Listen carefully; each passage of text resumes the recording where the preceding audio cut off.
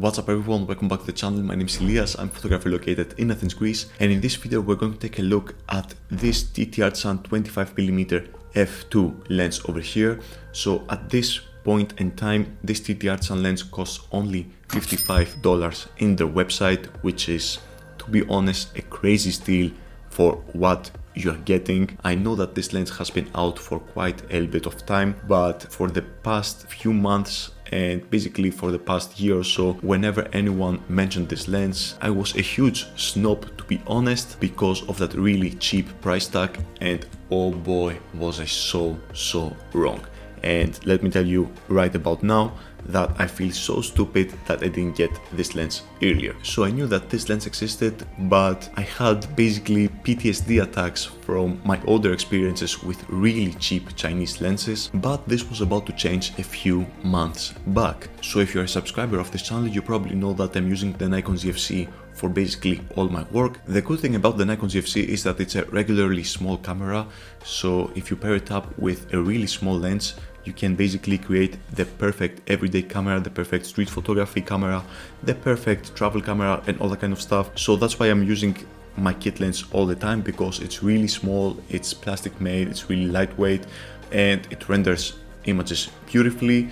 I also have that TTArtisan 27mm f2.8, which is also really small like that, and as you can understand, I was really obsessed with these smaller lenses, but at the same time I was starting to feel like I wanted to challenge myself a little bit. I wanted to, I don't know, feel closer to my photography. So I was looking for a small manual focus lens which will be cheap also, because I'm not about to spend a lot of money on a manual focus lens, to be honest. And it was about that time that a friend of mine, Yannis Ryan, which is a really talented street photographer and portrait photographer, showed up with his old Fujifilm and had that small TTArtisan 25mm f2 in front of his body. So I tested it out, and immediately the first thing that I noticed is that it's really tough made. It is completely made out of metal. It has a metal back over here. The focus ring is nice and smooth, but it's also made out of metal as well, with a nice texture on it.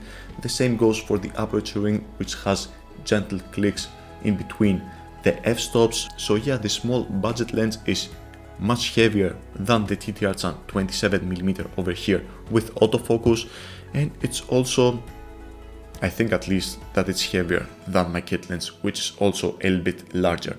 So yeah, it's crazy that this small lens, which costs about $50, is so well made. But I wasn't sold yet, because I don't care if a lens is made so well if the images that it produces are trash. And yeah, once again, I was so wrong.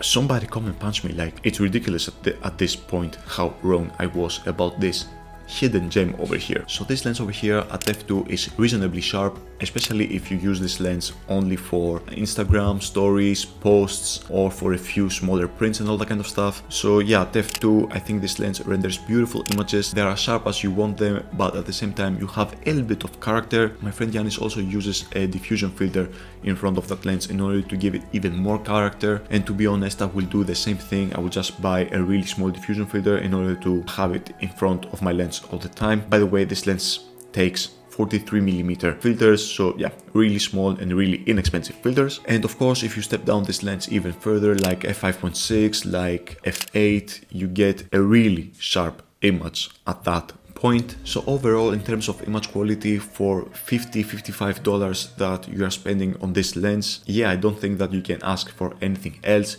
It renders beautiful images. It only has one major issue in terms of image quality, and I'm not happy to have to mention about that, because I was really disappointed when I found that out.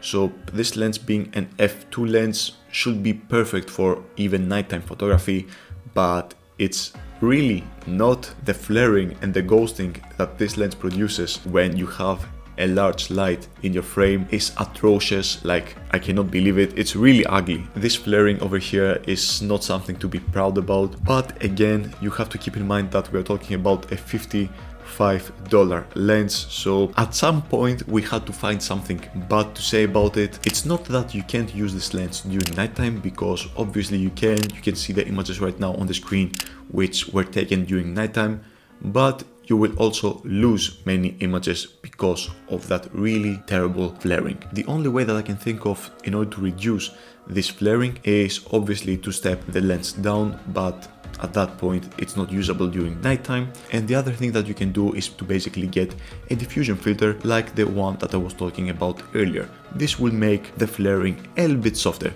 It will not go away, but the filter will decrease the flaring even just a little bit. And to further prove my point that this lens is the perfect everyday documenting and street photography lens, especially at this price point and at this size, and about how well it was made, I want to show you a small montage with some of the best images that I was able to create for the past month that I own this bad boy over here. So get something to eat, get something to drink, relax, and enjoy that small montage of my best images taken with this lens for the small amount of time that I have it on my possession. Keep in mind that all these images are edited with my Lightroom presets, so if you like the way that I'm editing, then there's going to be a link down below for my Lightroom presets. I made them as affordable as possible for everyone, so if you want to further support this channel, then this is the best way to do that. But if you can't afford them, a simple like on this video will really help me out, or even a subscribe if you're new here. Anyways, enjoy the photo montage.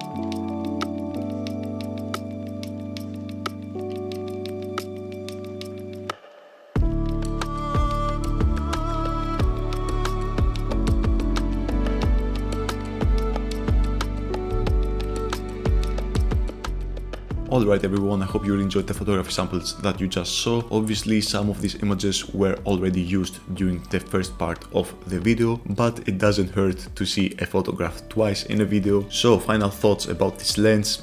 I don't know man, like for $55 that this lens costs, it's a steal. I don't know why anyone would pass on it. It's really well made. It's a brick of a lens. It produces beautiful images from f2 basically till f11 where diffraction starts. The manual focus experience with this lens is something else. It really inspires me to go out there and shoot, and if you're okay with that flaring and you can work around that, like personally I can, then I'm pretty sure that you will enjoy shooting with this lens and you will make many nice memories with this one on your camera. So if you feel the need to use a manual focus lens but you don't want to spend all that much money, then this is a really nice choice over here. So don't be like me who was snobbing this lens for a long time, and do something about it if you want to. Anyways, this is where I'm going to end the video. Thank you so much for spending a little bit of your valuable time by watching my content. If you enjoy street photography, wedding photography, portrait photography, travel photography, and a little bit of gear talk, then definitely subscribe, because we're doing all of that in this channel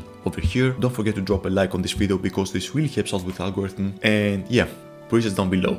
Anyways, see you next time. Take care.